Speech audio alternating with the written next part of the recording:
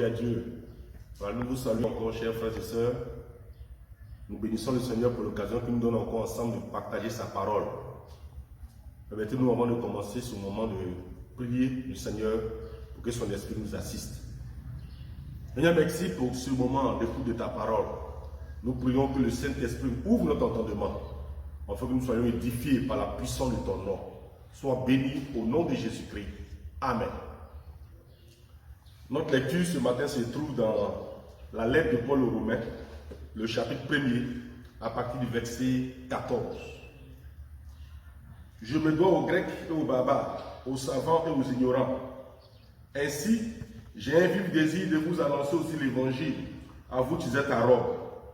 Car je n'ai pas honte de l'évangile, c'est une puissance de Dieu pour le salut de quiconque croit, du juif premièrement, puis du grec, parce qu'en lui est révélée la puissance de Dieu par la foi et pour la foi de celui qui, selon qu'il est écrit, le juste vivra par la foi. Nous voulons donner comme thème à cette exhortation de ce matin, je n'ai pas honte de l'évangile, car c'est la puissance de Dieu. La question qu'il faut se poser, c'est pourquoi, alors qu'il envisage de se rendre à Rome, Paul serait-il tenté d'avoir honte de l'évangile? L'évangile était lié à l'image d'un pauvre charpentier juif que l'on avait crucifié. Les Romains n'appréciaient pas vraiment les Juifs et la crucifixion était la forme d'exécution la plus vile qu'un criminel puisse subir. Pourquoi donc mettre sa foi à un Juif crucifié? Rome était fière et l'évangile venait de Jérusalem, la capitale de l'une des petites nations conquises par Rome. Rome avait connu de nombreux philosophes et des philosophies renommées. Alors la question qu'on se pose, pourquoi prêter attention à une fable racontant l'histoire d'un juif ressuscité des morts? Les chrétiens, gens du peuple, même esclaves, ne faisaient pas partie de l'élite de la société. Les chrétiens se considéraient comme frères et sœurs, n'est-ce pas? Et cela allait même à l'encontre, n'est-ce pas, de la fierté et de la dignité romaine. Pensez qu'un faiseur de tentes juif se rendait à Rome pour annoncer un tel message, n'est-ce pas, d'un juif, d'un charpentier crucifié, était pour eux comme une plaisanterie. Mais Paul n'a pas honte de l'évangile. Il a confiance à son message. Et il va nous donner plusieurs raisons qui expliquent pourquoi il n'a pas honte. En lisant donc ce texte, j'ai pu trouver 4 raisons. Permettez-moi ce matin de partager avec vous 2. Et Dieu voulant, le dimanche prochain, nous partagerons les 2 autres. Paul n'a pas honte de l'évangile, premièrement, parce que à cause de l'origine de l'évangile.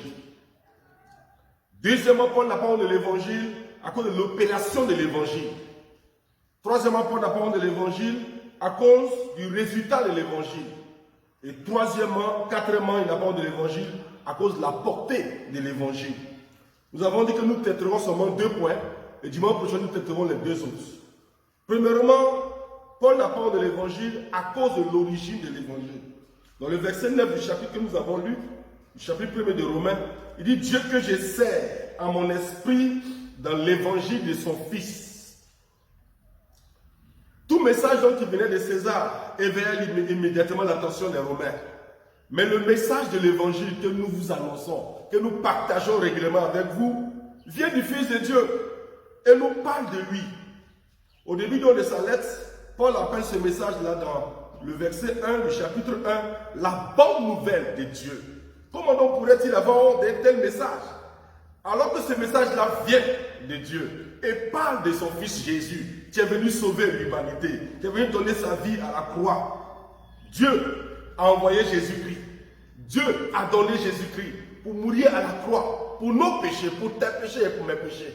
Dieu est venu nous sauver.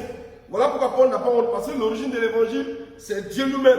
Il dit Dieu que je sers à mon esprit dans l'évangile de son Fils.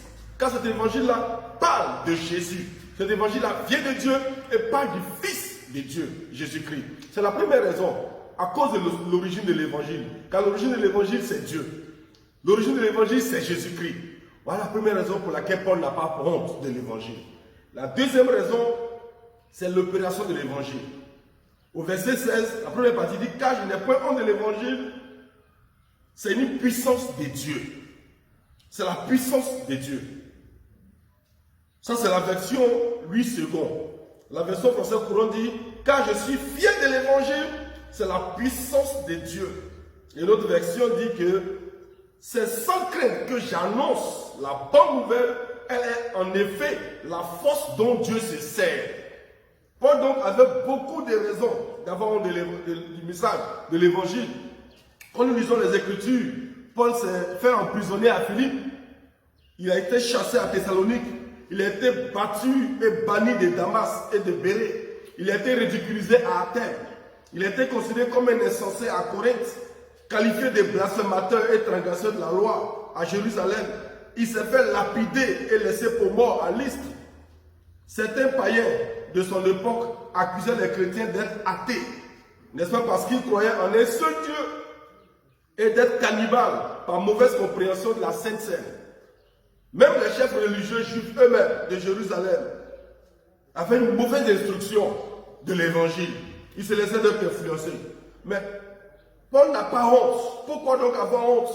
Puisque Paul ici, il vient avec la puissance. La puissance. Et c'est la puissance. Ce dont Rome se vantait. La puissance, c'est dont Rome se vantait. Les Grecs, n'est-ce pas, avaient leur philosophie. Rome avait sa puissance. Et Paul n'a pas peur à cause de cette puissance à laquelle il vient. Car la peur de Rome planait sur l'Empire comme un nuage. Les Romains étaient des conquérants. Mais Rome, malgré toute sa puissance-là, n'est-ce pas, militaire, restait une nation faible.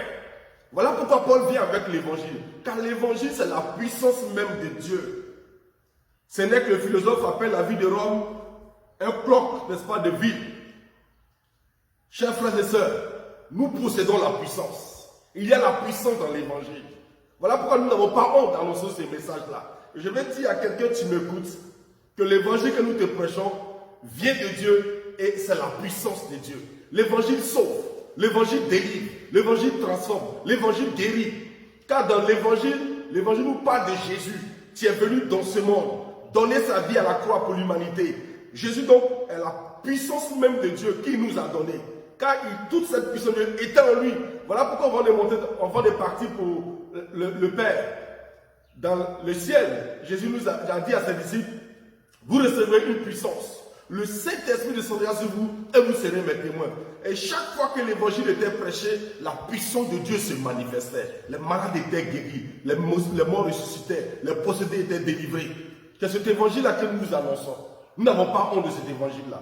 Voilà pourquoi nous vous encourageons à vous donner à Jésus-Christ. Car nous n'avons pas honte de l'évangile, c'est la puissance de Dieu pour le salut de quiconque croit. Voilà pourquoi Paul n'a pas honte. Car l'évangile vient de Dieu. Et l'évangile parle de Jésus-Christ. Et l'évangile est la puissance de Dieu. Rome avait cette puissance-là. Mais malgré cela, Rome était faible. Beaucoup de nations aujourd'hui sont faibles. Malgré l'armement qu'ils ont, ils sont faibles. Regardez cette maladie qui déchire l'humanité. Les hommes sont faibles. Mais l'évangile est la solution. Es-tu malade? L'évangile est ta solution. As-tu des problèmes? L'évangile est ta solution. Es-tu affligé? L'évangile est ta solution. Voilà pourquoi je te demande d'accepter l'évangile. Cet évangile dont nous parle de Jésus-Christ, qui est venu donner sa vie à la croix. Tu as vécu 30 ans et sur la terre et tu as versé son sang pour sauver l'humanité. Si tu lui donnes ta vie, Dieu va te sauver. Dieu va te bénir. Et bien plus, il va t'ouvrir le ciel. Et quand ton séjour sous terre va finir plus tôt, Dieu va t'accueillir dans le ciel. Que donc Dieu te bénisse. Retenons donc ces 2 points pour ce matin et croyons en la puissance de l'évangile. N'ayons pas honte, car l'évangile est la puissance de Dieu pour le salut de quiconque croit. Je vais donc prier pour toi. Seigneur, merci pour mon frère. Tu m'as écouté. Seigneur, l'évangile est la puissance de Dieu qui sauve, qui guérit, qui délivre.